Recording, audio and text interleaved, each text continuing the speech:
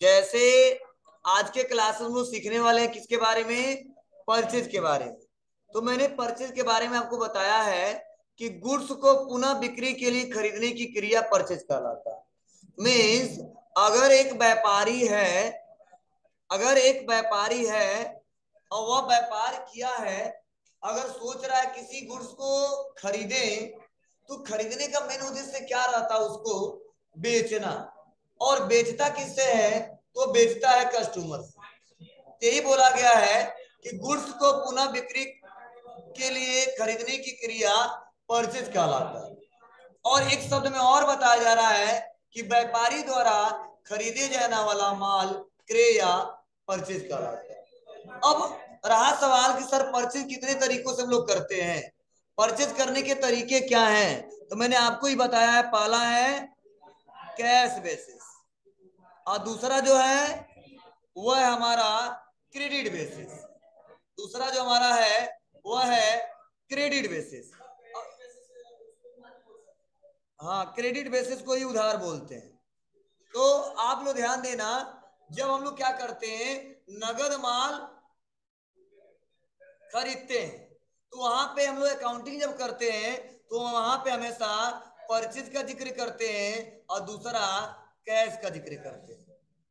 लेकिन अगर हम यही उधार खरीदे, क्रेडिट बेसिस पे खरीदे, तो वहां पे हमेशा जिक्र करते हैं परचेज और उस व्यक्ति का नाम। जैसे for example SK, for example PK, मतलब जिससे हम खरीदते हैं उधार माल, उसका नाम हमको मेंशन करना होता है, इसे बोलते हैं परचेज।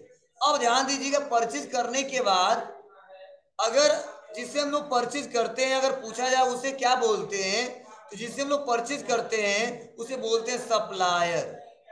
क्या बोलते हैं, सप्लायर। इसे अकाउंटिंग के भाषा में बोला जाता है सप्लायर। और सप्लायर को हमको पैसा देना होता है। कौन सा पैसा, जितने पैसे का हमने उधार माल खरीदा है। लेकिन कभी कभी ऐसा होता है कि उसी सप्लायर को हम माल बेच भी देते हैं। बेचने का मतलब सेल कर देते हैं। तो जब हम खरीदते हैं तो सप्लायर को पैसा देते हैं, लेकिन जब हम बेचते हैं तो हम सप्लायर से पैसा लेते हैं। इसलिए अकाउंटिंग के भाषा में आपको बताया गया है कि अगर कोई पूछे सप्लायर, तो सप्लायर को कई लोग अलग अलग कंसेप्ट के अनुसार अलग अलग तरीके से टाइप करते हैं और लिखते हैं। जैसे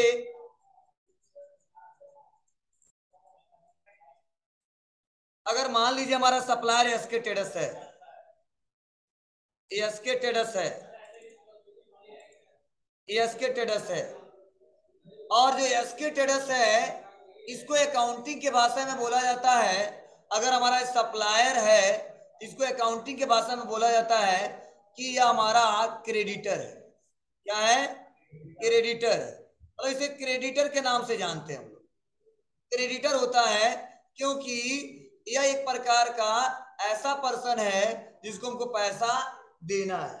तो अगर कोई आपसे पूछे कि जिसे माल खरीदते हैं वो हमारे व्यापार के लिए क्या कहलाता है, तो जवाब देंगे सप्लायर। और अकाउंटिंग के भाषा में उसको क्या नोट करते हैं, क्रेडिटर।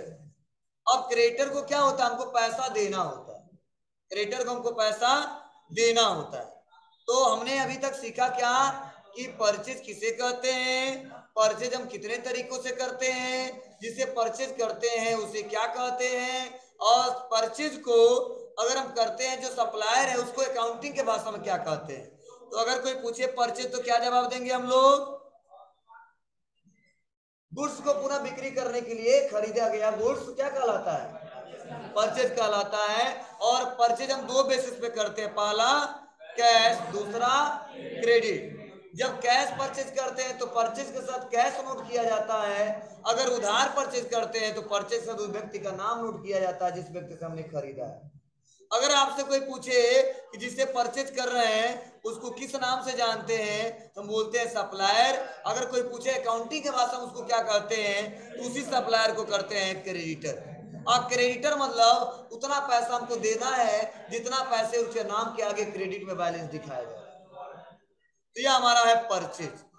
चलिए, परचेज के साथ साथ एक और नेम आता है बार बार, वह है purchase return, purchase return.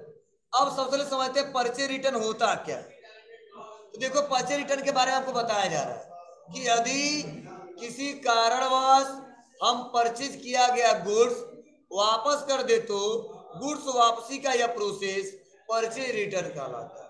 For example, अगर हम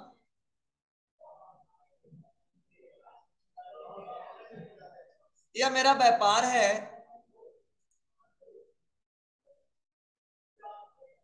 यह हमारा व्यापार है और यह व्यापारी जो व्यापार चलाता है इसका नाम है एसके ट्रेडर्स।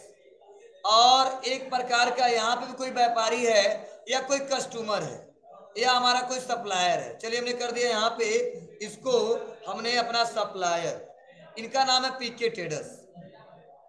अब हमारे और इनके बीच ट्रांजैक्शन हो रहा है। ट्रांजैक्शन क्या हो रहा है? तो इनसे हम परचेज कर रहे हैं। तो जब हम लोग इससे माल खरीदते हैं इसे बोलते हैं परचेज। अब सपोज मान लीजिए इनसे 5 पीसेस हम कोई गुड्स परचेज करते हैं। अगर 5 पीसेस में किसी कारणवश अगर इसमें से 2 पीसेस खराब निकल जाता है, खराब निकल जाता है, तो अगर हम क्या करते हैं, पीके ट्रेडर्स को उस माल को वापस करते हैं।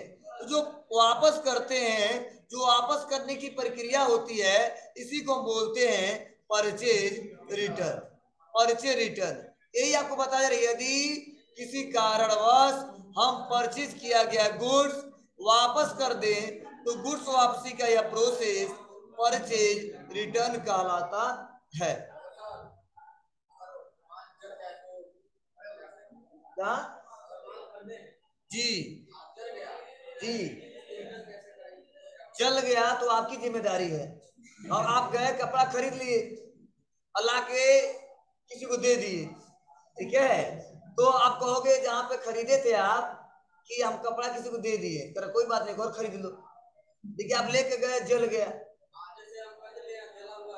क्या हुआ? मतलब अगर खरीद लिए किसी सप्लायर से, अगर उसमें कोई भी दिक्कत हो तो हम उसको वापस कर सकते हैं। और जो वापस करते हैं उसी प्रोसेस को परचेज रिटर्न कहा जाता है। क्लियर है? चलिए बैठ जाइए, और कोई क्वेश्चन पूछना पूछ सकता है। खड़े हो जाओ, क्या पूछ रहे हो बताओ, क्या कर रहे हो? हाँ देखो, अब इसको बताने की, देखो परचेज का मतलब क्या होता है, हम क्रय कर रहे हैं, ठीक है ना। सेल का मतलब बिक्री कर रहे हैं, ठीक है ना। तो आप बताओ, हम खरीद रहे हैं आपसे, तो आप सेल करोगे ना, तो सेल को क्या कहेंगे? जिसको बेच रहे हो किसी क्या बोलेंगे? वो बिक्री कर रहा है, ठीक है ना। वो हमारे व्यापार के लिए क्या है? वो एक प्रकार का सप्लायर है। तो एक प्रकार का हम क्रय कर रहे हैं, क्रेता हम है, विक्रेता आप हो, ठीक है। तो उतना हिंदी में नहीं जाना चाहिए, ठीक है, दिक्कत हो सकती है, ठीक है। सप्लायर सिंपल समझो, सप्लायर मतलब जिससे माल हम खरीद रहे हैं, कस्टमर मतलब जिससे माल बेच रहे। बैठ जाओ, नेक्स्ट। और कुछ पूछना है? आगे बढ़े, चलिए आगे देखते हैं। अगला प्रोसेस क्या है? अगला है सेल। सेल के बारे में देखो यहाँ बताया जा रहा है आपको। अगला जो है सेल है। सेल के बारे में क्या बताया जा रहा है आपको? व्यापारी जिस माल से व्यापार करता है उसकी बिक्री को सेल कहा जाता है। व्यापारी जिस माल से व्यापार करता है उसकी बिक्री को सेल कहा जाता है। अब इसको समझने के लिए थोड़ा सा हम आ जाते हैं फिर से पेन पे। जैसे सपोज मान लीजिए एक व्यापारी है और वह पीके ट्रेडर्स से, पीके जो ट्रेडर्स हैं इनसे सेल कर रहा है। क्या कर रहा है? सेल कर रहा है। मतलब अकाउंटिंग की भाषा में से बोलते हैं सेल। तो सेल करते समय भी हमारे दो ही कंडीशन आते हैं। पहला कैश बेसिस और दूसरा क्रेडिट बेसिस। पहला कैश बेसिस, दूसरा क्रेडिट बेसिस। अब देखो जिसको हम सेल करते हैं उसको अकाउंटिंग के भाषा में बोलते हैं कस्टमर। क्या बोलते हैं? कस्टमर। ये हमारा कस्टमर होता है। अब कस्टमर एक प्रकार का क्या है, ध्यान दीजिएगा। अगर हम सेल कर रहे हैं, अगर वह कस्टमर हमसे नगद माल खरीदा तो हमेशा सेल के साथ कैश लिखते हैं। लेकिन जो हमारा कस्टमर है पीके, अगर वह माल उधार खरीद रहा, मतलब क्रेडिट बेस पे खरीद रहा है, तो हमेशा सेल के साथ रिकॉर्ड करेंगे पीके ट्रेडर्स या यस के ट्रेडर्स या रमेश ट्रेडर्स। मतलब जो भी जिससे हम खरीद बेच रहे हैं, अगर माल उधार बेच रहे हैं तो उस व्यक्ति का नाम लिखेंगे, अगर नगद बेच रहे हैं तो हम कैश रिकॉर्ड करेंगे। हाँ, एक बात और भी हो सकता है, कोई जरूरी केवल वो कैश ही देगा, कभी कभी वो बैंक से भी पेमेंट कर सकता है। तो अगर बैंक से पेमेंट करता है तो वहां पे आपको ध्यान देना होगा, वहां पे आपको बैंक का जिक्र करना होगा। अगर कैश है तो वहां पे कैश का जिक्र करना होगा, अगर वहां पे क्रेडिट है तो उस व्यक्ति के नाम का जिक्र करना होगा जिससे हमने माल क्या किया है, खरीदा या बेचा। इसमें मैंने पिकेट ट्रेडर्स को बेचा है तो उसका नाम लिखेंगे क्योंकि हमने उससे माल उधार बेचा है। सेम अगला ऑप्शन देखो, यहीं पे बताया जा रहा है, तो मैंने अभी इसी के बारे में बताया है कि व्यापारी जिस माल से व्यापार करता है उसकी बिक्री को सेल कहा जाता है। क्लियर है सबको? चलिए, अगला जो ऑप्शन है वह है हमारा सेल रिटर्न। सेल रिटर्न के बारे में क्या बताया जा रहा है, यदि हमारा कस्टमर किसी कारणवश परचेज किया गया गुड्स हमें, यदि हमारा कस्टमर किसी कारणवश सेल किया गुड्स हमें वापस कर दे तो यह प्रोसेस सेल रिटर्न कहलाता है।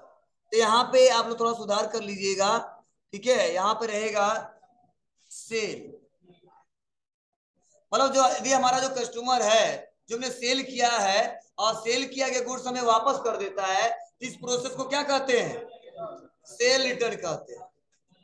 और सेल रिटर्न के कंडीशन में भी हमारा वही कंडीशन आएगा जो अभी हमने सेल में बताया, तो ये हमारा होता है सेल रिटर्न। तो आपको 4-5 ऑप्शन क्लियर हुए होंगे। पहला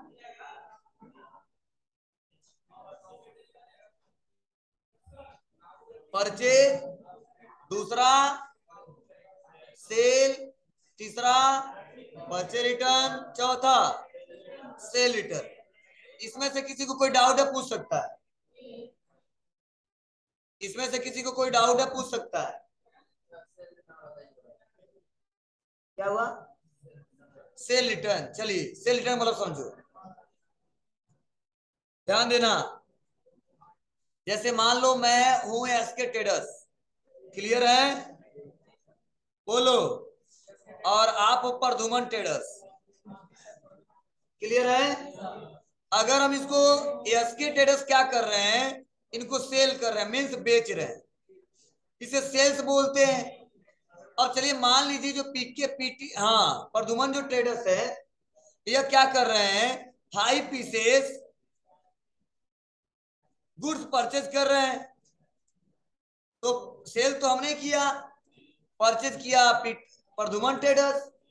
तो अगर मान लीजिए 5 पीसेस घर पे लेके चले गए और किसी कारणवश एक पीस उसमें खराब निकल के आ जाता है, 1 पीस, तो दौड़े दौड़े फिर से आएंगे वो एसके ट्रेडर्स के पास और एसके ट्रेडर्स को वापस कर देंगे। जब एसके ट्रेडर्स को माल वापस करेंगे तो जब खरीद बेचे थे तो इनके लिए सेल बोला गया था, जब ये माल वापस कर लेंगे तो इसको बोलेगा सेल्स रिटर्न।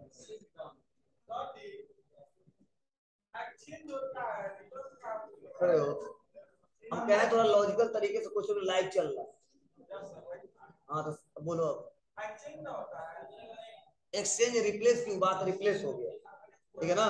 ध्यान देना, सेल रिटर्न का मतलब क्या है, अब जाओ उस बिल में रिटर्न करा फिर से दे दो, लेकिन वापस कर दी किसी के किसी भी कारणवश, एक्सचेंज का मतलब अलग है, ठीक है ना। जैसे हम लोग चेंज अब वापस क्यों करते हैं, सामान तो खरीद के ले गया रिमोट, तो रिमोट हम वापस कब करेंगे जब रिमोट खराब होगा, ठीक है ना। या कभी कभी मान लो मुझे यह नहीं चाहिए, गलती से हमने ले लिया, तो पहले हम क्या करेंगे, आज की डेट में सेल का रिटर्न कर, सेल का ट्रांजेक्शन कर दिया। अब 2 दिन के बाद आए तो वहां पे सेल का ट्रांजेक्शन चढ़ गया ना, फिर सबको वापस करना, फिर से दूसरा खरीद लेंगे। लेकिन जब वापस कर रहे हैं उसी प्रोसेस को सेल रिटर्न बोला जाता है। ठीक है, फिर से बिल बनाएंगे, फिर से दूसरा आइटम दे देंगे, कोई दिक्कत नहीं है। ठीक है ना, और कुछ पूछना पूछ सकते हो आप लोग। क्लियर है, कोई दिक्कत नहीं है ना, बोलो। चलिए अगला ऑप्शन देखते हैं, स्टॉक। चलिए स्टॉक के बारे में देखिए क्या बताया जा रहा है आपको, पढ़ने वाले हैं स्टॉक के बारे में, ध्यान देना। कहा जा रहा है ऐसा अनसोल्ड गुड्स, अनसोल्ड गुड्स मतलब जिसको हमने सेल नहीं किया है, जैसे बताया ऐसा अनसोल्ड गुड्स जो बिजनेस के गोडाउन वेयर हाउस में सेल के लिए रखा हो, वह गुड्स हमारा स्टॉक कहलाता है। ट्रेडिंग बिजनेस के लिए फाइनेंशियल ईयर के अंत में बचा हुआ गुड्स क्लोजिंग स्टॉक कहलाता है। क्या कहलाता है? क्लोजिंग, यहाँ पे क्लोजिंग बोलेंगे। ऐसा अनसोल्ड गुड्स जो बिजनेस के गोडाउन वेयर हाउस में सेल के लिए रखा हो, वह गुड्स हमारा स्टॉक कहलाता है। ट्रेडिंग बिजनेस के लिए फाइनेंशियल ईयर के अंत में बचा हुआ गुड्स क्लोजिंग स्टॉक कहलाता है। क्या बोला जाता है? क्लोजिंग, क्लोजिंग स्टॉक कहलाता है। अनसोल्ड गुड्स मतलब ऐसा गुड्स जिसको हमने सेल नहीं किया, हमारे गोडाउन में हमारे शोरूम में बचा हुआ है, उसे बोलते हैं अनसोल्ड, मैंने उसको बेचा नहीं, अभी पड़ा हुआ है। क्लियर है? चलिए इसको समझने के लिए थोड़ा सा हम यहाँ पे आते हैं।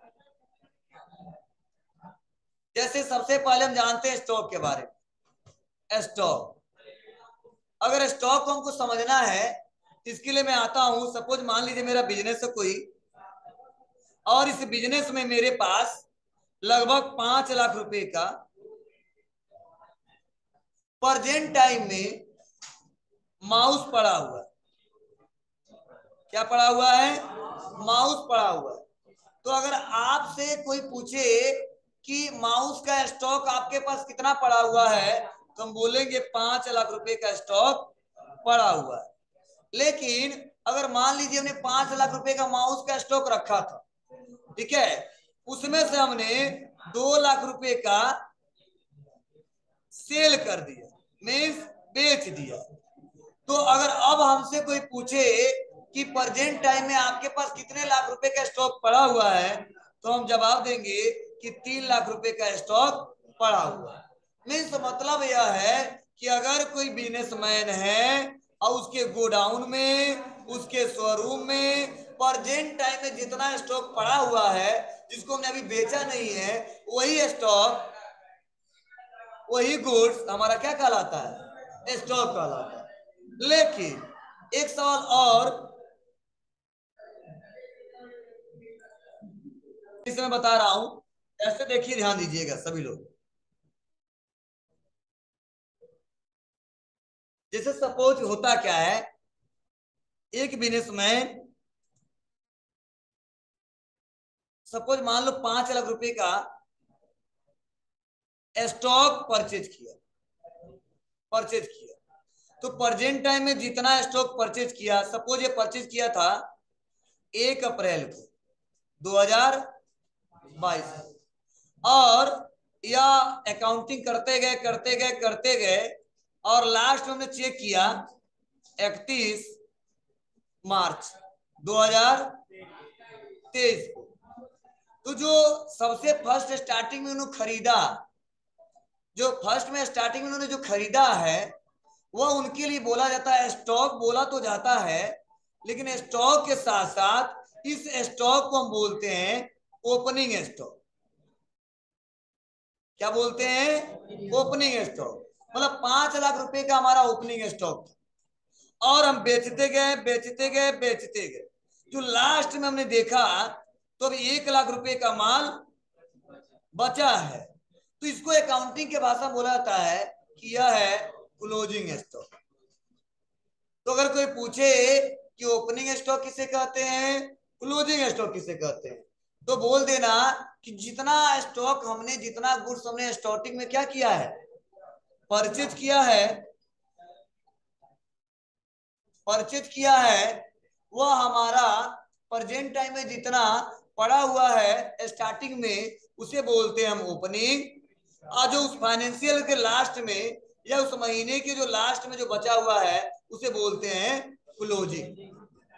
तो स्टॉक के कितने टाइप? दो, पहला ओपनिंग, दूसरा क्लोजिंग। ओपनिंग कोई कहे तो उस साल के स्टार्टिंग की बात करते हैं, क्लोजिंग कहे उस साल के एंड की बात करते हैं। सबको क्लियर है स्टॉक के बारे में? चलो फॉर एग्जांपल एक मैं और बताता हूं जी। आप ओपनिंग देखिए, मैं लास्ट में देख लो कितना क्लोजिंग बचा हुआ है, डेली चेक कर सकते हो आप, 1 घंटे में चेक कर सकते हो, ठीक है ना। मतलब आज हमारे पास 10 पीस पड़ा हुआ है, ठीक है, 10 मिनट के बाद 5 पीस बेच दिया तो कुछ ना कुछ बचा होगा ना, वही हमारे व्यापार के लिए क्या होगा? क्लोजिंग। चलो एक सिंपल शब्दों में बताते हैं। जैसे हम क्या करते हैं, किसी किराने वाली दुकान पे चले गए तो प्रेजेंट टाइम में मान लो उनके पास क्या है, शुगर पड़ा हुआ 1 बोरी, ठीक है, और राइस पड़ा हुआ है 2 बोरा। तो आप बताओ अगर वहां पे जाते उस समय कोई पूछे कि उनके पास स्टॉक कितना पड़ा हुआ, तो हम लोग जवाब दे क्या देंगे? हाँ, 1 बोरा शुगर और 2 बोरा चावल। मतलब प्रेजेंट टाइम में जो पड़ा हुआ वही उनके व्यापार के लिए क्या बोला जाता है? स्टॉक। लेकिन अगर कोई पूछे ओपनिंग कितना था, क्लोजिंग कितना है, तो पहले तो उनका रिकॉर्ड चेक करना पड़ेगा कि उन्होंने कितना बोरी पहले मंगवाया था, कितना बेचा है, और प्रेजेंट टाइम में कितना पड़ा हुआ है। उसे बोलते हैं क्लोजिंग। जो पड़ा हुआ है लास्ट में बेचने के बाद वह क्लोजिंग, जो शुरू मंगवाया वो ओपनिंग। बोलो, खड़े हो। हाँ हाँ, चलो बैठ जाओ। इस स्टॉक को हम एसेट्स भी कहते हैं। एसेट्स ये हमारा संपत्ति है, और संपत्ति के बारे में बताया था एसेट्स के बारे में, वो सारी की सारी वस्तुएं जो व्यापार को चलाने के लिए हेल्प करे या जिसका बेनिफिट हम लोग फ्यूचर में ले सके, वो हमारे व्यापार के लिए क्या कहलाता है? एसेट्स कहलाता है। स्टॉक में किसको क्लियर ना हो तो पूछे हमसे। सबको क्लियर है स्टॉक के बारे में? बोलो। देखो अगला जो ऑप्शन है वह है डेबिटर्स। डेबिटर्स तो बताया जा रहा वह पर्सन या बिजनेस जो हमारे बिजनेस से क्रेडिट बेसिस पे गुड्स सर्विस परचेज करता है, डेबिटर्स कहलाता है। जैसे अभी मैंने परचेज के बारे में और सेल के बारे में समझाया है, चलिए एक बार हम रिपीट कर देते हैं। जैसे इसके बारे में समझाया क्या जा रहा है, बताया क्या जा रहा है। जैसे डेबिटर्स का मतलब होता क्या है समझिएगा। जैसे मेरा एक बिजनेस है और मैं पीके ट्रेडर्स को, जो पीके ट्रेडर्स है इसको मैं सेल कर रहा हूं। क्या कर रहा हूं? सेल कर रहा हूं। तो जो पीके ट्रेडर्स है वो हमारे क्या है? कस्टमर है। कस्टमर को अकाउंटिंग के भाषा में बोला जाता है कि हमारा डेबिटर्स है। क्या है?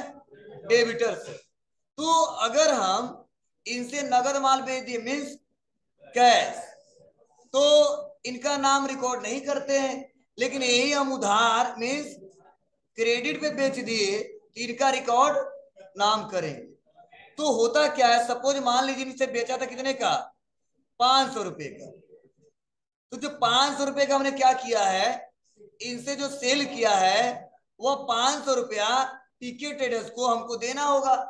यही बताया गया है कि बिजनेस में अगर कहीं पे डेबिटर शब्द आ गया तो हम समझ जाएंगे कि ये डेबिटर्स वाला पैसा एक प्रकार का ऐसा पैसा है जो हमने जब माल बेचा था, गुड्स या सर्विस, वो पैसा जो हमको लेना है।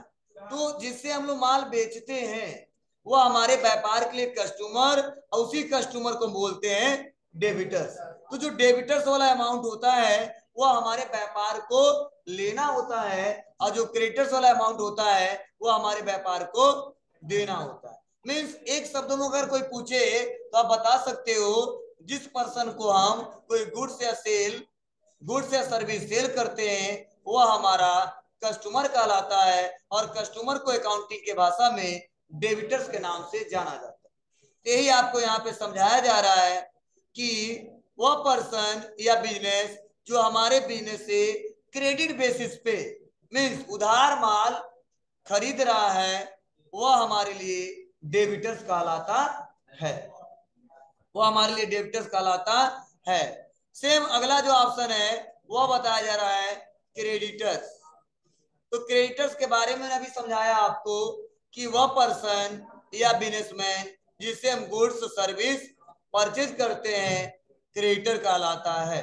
मीन्स अगर हम क्या करते हैं, अगर कोई पर्सन है उससे माल हम क्या कर रहे हैं, खरीद रहे हैं, तो खरीदते हैं, जिससे खरीदते उसे बोलते हैं सप्लायर, और सप्लायर को अकाउंटिंग के भाषा में रिकॉर्ड करते हैं क्रेडिटर के नाम से। यहाँ तक किसी कोई दिक्कत नहीं है ना?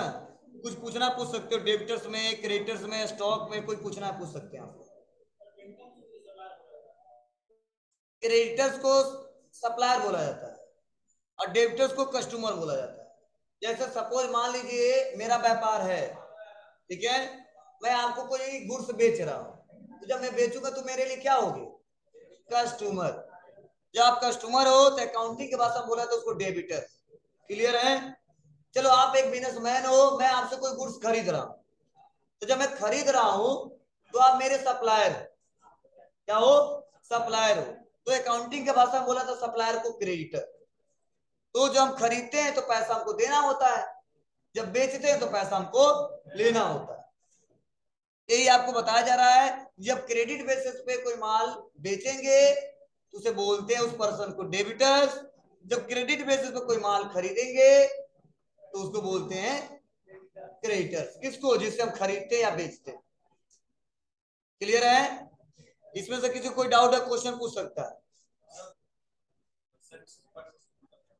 सर्विस, जैसे गुड्स का मतलब पता है ना, ये रिमोट, ठीक है, ये मार्कर गुड्स हो गया। सर्विस जो आप इसमें परचेज किए हो, जैसे मैं आपको पढ़ा रहा हूं तो आप क्या किए हो, सर्विस परचेज कर रहे हो। मैं आपको सर्विस दे रहा हूं, कौन सा सर्विस, हाँ पढ़ा रहा हूं मैं आपको, ठीक है। एक डॉक्टर के पास चले गए, डॉक्टर कितना फीस लेता है आपको, 500 रुपया। तो सदर सर्विस क्या करते हो, परचेज करते हो। और जो डॉक्टर साहब क्या है, सर्विस सेल करते हो। मतलब कोई सर्विस मतलब उसमें गुड्स का कोई जिक्र नहीं किया जाता है। हम सर्विस ले रहे हैं और सर्विस के बजाय पैसा दे रहे हैं, तो उसे बोलते हैं सेल सर्विस। क्या कर रहे हैं, परचेस सर्विसेज या सोल्ड सर्विसेज, आपकी ऊपर है कैसे करना चाहते हो। क्लियर है ना? बैठ जाओ, आप पूछना पूछ सकते हैं। और किसी कुछ पूछना है इसमें, जो यहाँ से यहाँ तक आज पढ़ाया हो, 21 से लेके 26 तक, कोई दिक्कत है पूछे हमसे, कोई भी क्वेश्चन हो तो। नहीं, चलिए इसको रोकें।